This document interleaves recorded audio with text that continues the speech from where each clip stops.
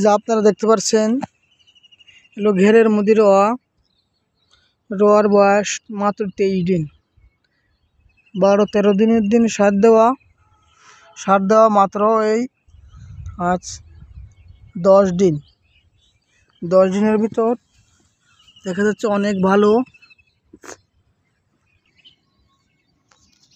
একটা করে রোয়া কালি ধানের গাছ এখন 4টে-5টে হয়ে গেছে। মাত্র 10 দিন হয়েছে। মিরাক্কেল গ্রোথ এবং মাল্টিজিং ইউরিয়ার সাথে মিক্স করে মারা। কত সুন্দর দেখাচ্ছে ওইটা, পুরোটাই রোয়া এখানে।